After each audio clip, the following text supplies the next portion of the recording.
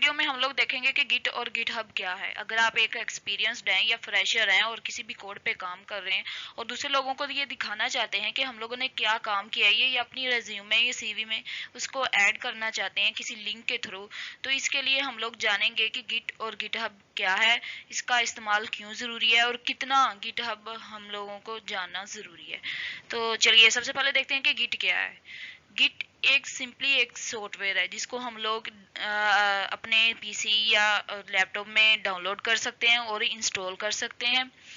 तो आगे है Git is a version control system. अब वर्जन कंट्रोल सिस्टम का मतलब क्या हो सकता है? वर्जन कंट्रोल सिस्टम कोई भी टूल होता है या फिर सॉफ्टवेयर होता है जिसको इस्तेमाल करते हुए हम लोग एक ट्रैक को यूज कर सकते हैं। अपने कोड में जो जितनी भी हम लोगों ने चेंजेस की हैं उस ट्रैक को जान सकते हैं कि हम लोगों ने कोड में कब चेंजेस की, किस वक्त चेंजेस की और क्यों की। तो now days git is very popular. हर कोई गिट को इस्तेमाल करते हुए अपने कोड को अपलोड कर सकता है, दूसरे लोगों के साथ शेयर कर सकता है।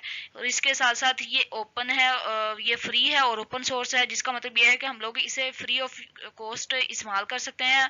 और इसको इस्तेमाल करने के लिए हमें किसी भी लाइसेंस या फिर कोई पेमेंट नहीं करनी पड़ती, ना ही इसको इस्तेमाल करने के लिए हमें किसी लाइसेंस की जरूरत होती है। Track the history of changes. Track the history of changes का मतलब क्या है कि हम लोग एक कोड में जितने भी चेंजेस कर सकते हैं, उसकी सारी चेंजेस कर रहे हैं उसके साथ साथ उसकी हिस्ट्री को जान सकते हैं कि हम लोगों ने कब चेंजेस किए। Provide collaboration between team can download and install.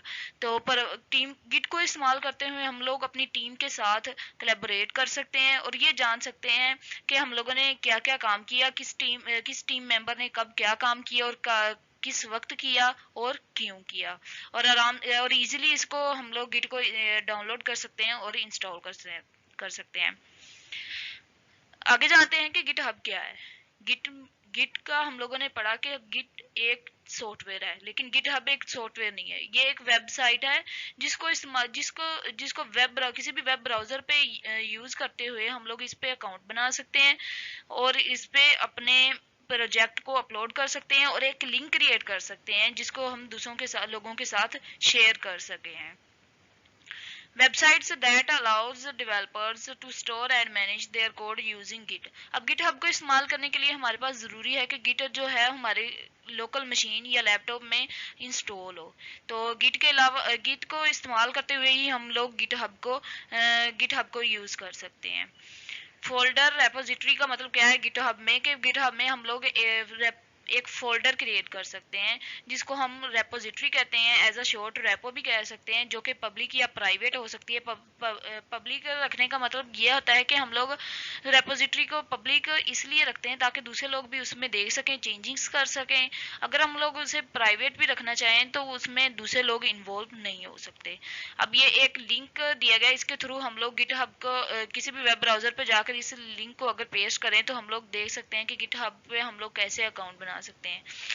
आगे हमारे आने वाली वीडियोस में हम लोग देखेंगे कि गिट को हम लोग कैसे अपने लैपटॉप या लोकल मशीन में इंस्टॉल कर सकते हैं, इसको गिटहब पे कैसे अकाउंट बना सकते हैं। तो तब तक के लिए अल्लाह हाफिज।